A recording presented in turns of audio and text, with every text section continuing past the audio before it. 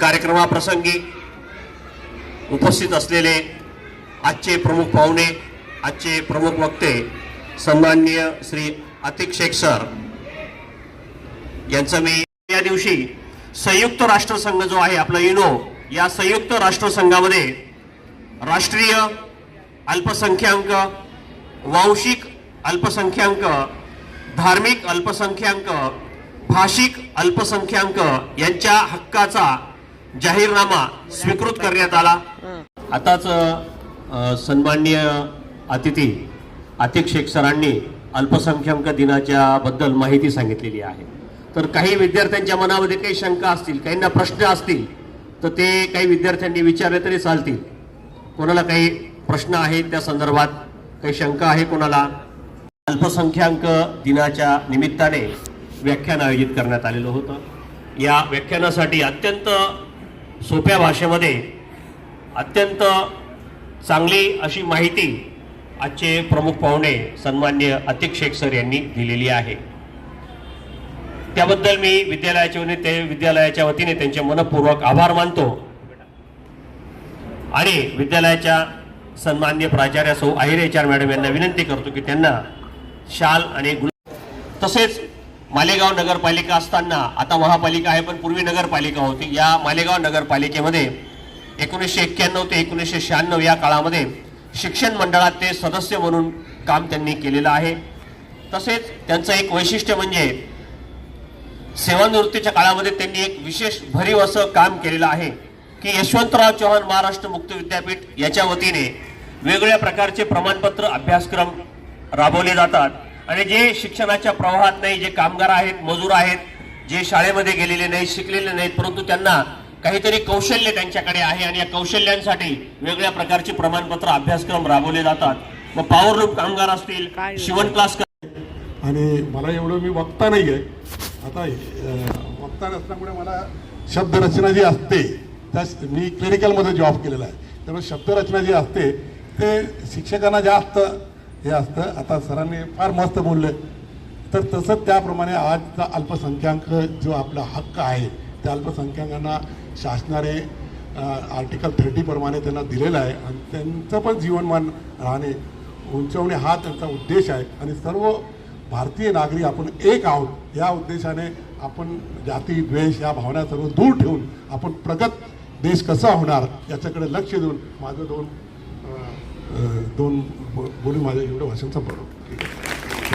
डिसेंबर 1992 साली जागतिक एनो जिला म्हणतात तेव्हा तिथं परिषद झालेली आहे आणि प्रत्येक देशातले वेगवेगळे घटक आहेत, सर्व धर्म आहे, जाती आहे, भाषा आहे, वेगवेगळे जेवढे अल्पसंख्याक आहे त्यांच्या संरक्षणासाठी ही युनोतर्फे आदेश काढण्यात आला पूर्ण जागतिक स्तरावर आणि प्रत्येक देशाने त्याचा स्वीकार केला आणि 2013 पासून भारतात आपले सुरू झालेलं आहे अल्पसंख्याक हक्क दिवस। आता अल्पसंख्याक हक्क दिवस आणि अल्पसंख्याक कोणाला म्हणतात? दोन असतात, एक बहुसंख्याक असतात आणि एक अल्पसंख्याक असतात। भारताने 6 धर्माला अल्पसंख्याक म्हणून घोषित केलेला आहे। पहिले मुस्लिम आहे, ख्रिश्चन आहे, बौद्ध आहे, पारसी है यानी जैन समाज है, यांना अल्पसंख्याक के अल्पसंख्याक समाज के अंदर अल्पसंख्याक जो भी विद्यार्थी होंगे उनको अल्पसंख्याक शिष्यवृत्ति गवर्नमेंट देती है, स्कॉलरशिप देती है और ऐसा नहीं कि सभी लोगों को देती है। जिनका इनकम लो है वो किसी भी जाति का हो, 8 लाख तक अगर इनकम किसी का है तो शाहू महाराज स्कॉलरशिप है, माइनॉरिटी स्कॉलरशिप है और भी जो स्कॉलरशिप है वो शासन देती है। उसके बाद में केंद्रीय पातळी पर आप देखेंगे अगर मुस्लिम समाज का धार्मिक कोई सम्मेलन है, जैसे हज के लिए जाना है, तो उनके लिए आज जैसे 1,75,000 है यहाँ से धार्मिक तीर्थ यात्रा में जाएंगे तो उनके लिए भी वहाँ पर सऊदी अरब में जाने के लिए शासन अपने स्तर के ऊपर प्लेन है, ये है, सारी सुविधा देती है। इसका मतलब क्या है कि हमारी शासन सभी चीज़ें सभी वर्गों का ख्याल रखती है और इस तरीके से अल्पसंख्याक समाज के अंदर जागृति हो और हमारे साथ में भी हम भी उसको एक जागरूकता की तरह आगे बढ़ते रहे। ये सबको एक सामाजिक जो हमारी भावना रहेगी। आज मी थोडं हिंदीमध्ये पण बोलणार आहे कारण आज अल्पसंख्याक हक्क दिवस पण आहे, त्यामुळे चांगल्या प्रकारे जर बोलायचं असेल तर आणखी मी थोडा हिंदीमध्ये पण बोलणार आहे. तर आपण बघितलेलं आहे की अल्पसंख्याकाची रचना तुम्ही बघितलं, बहुसंख्याक आणि एक अल्पसंख्याक ही रचना त्या कुठेपासून सुरुवात आहे.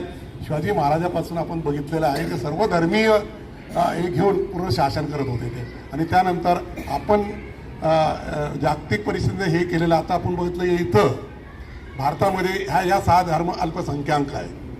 आपण दुसऱ्या स्टेटमध्ये दुसऱ्या राज्यामध्ये गेलो किंवा दुसऱ्या प्रदेशात गेलो तर तिथं आपले लोक बहुसंख्याक आहेत. असं म्हणतात की लोकसंख्या ही आपली जास्त असल्या का हे केलेलं आहे. देशची रचना अशी आहे भारतात आपले विविधता ती एकता पाहिजे.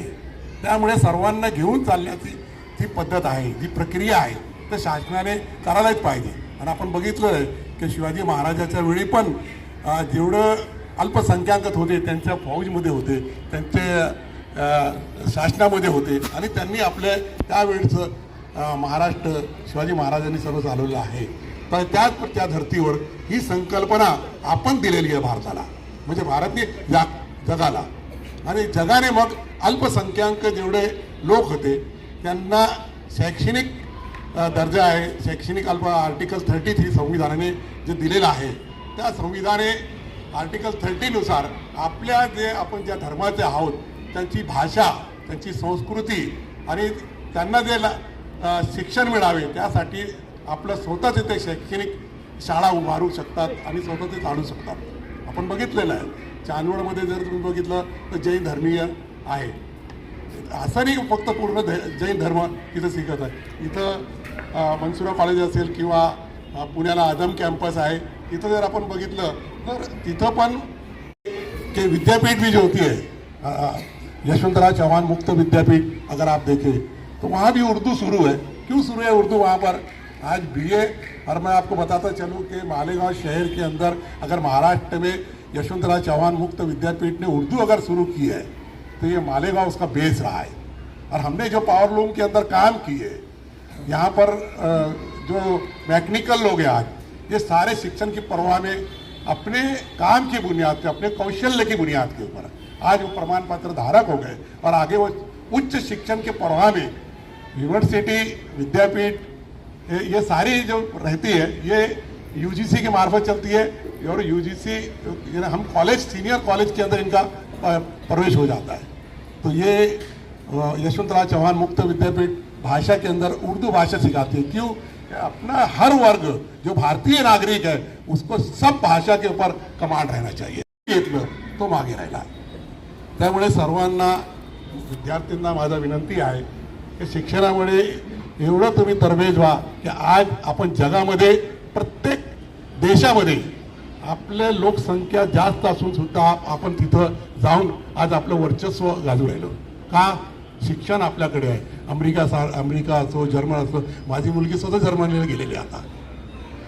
दाखवण्याचा हेतू फक्त असं आहे की आपलं शिक्षण असेल तर आपण कुठेही जाऊ शकतो. त्यामुळे शिक्षण फार महत्त्वाचं आहे. आणि आपल्यापेक्षा कोणी कमी नाही आहे. अल्पसंख्याक असो कोणीही असो आपण सर्व बरोबरी आहे. आणि आपण पुढे जायला या सर्व शिक्षणाचा आपण लाभ घ्यायला पाहिजे आणि शिक्षणात जास्त तुम्ही पुढे जाणार अशी मला हे आहे, उमेद आहे. आणि त्यामुळे तुम्ही जेवढं काम करणार सर्व भारत देशाला आणि आपल्या देशाला त्याचा फायदा व्हायला पाहिजे तेवढं आपल्या मनामध्ये ठेवायला पाहिजे. आणि सर्व जाती धर्म हे सर्व विसरून पुढे एक नागरिक, कारण तुमच्या ना माझ्या हातात नाही आहे काही गोष्टी. जीवन कोण देतो? आपण जगामध्ये आलो तर जगामध्ये आलं म्हणजे आपल्या ईश्वराने आपल्या कोणत्याही एका घरात आपल्याला जन्म दिलेला असेल आणि त्याच घरातलं जो संस्कृती आहे. मी समजून घ्या की तिकडं मुस्लिम समाजामध्ये आलो. माझ्या आईवडिलांना माहीत होतं का? मला माहीत होतं की माझे आईवडील कोण असणार? नाही माहिती आहे. तुम्हाला पण माहिती नाही आहे की तुम्ही कोणत्या घरात जन्माला आहे. तर कोणी अल्पसंख्याक जन्माला आलेला आहे, कोणी राजाच्या घरात जन्माला आलेला आहे, कोणी गरिबाच्या घरात जन्माला आला आहे. असं एक मिळून सर्व एक माणुसकी आहे. आणि तुम्ही सर्वात महत्त्वाचा माणुसकी हा सर्वात मोठा धर्म आहे.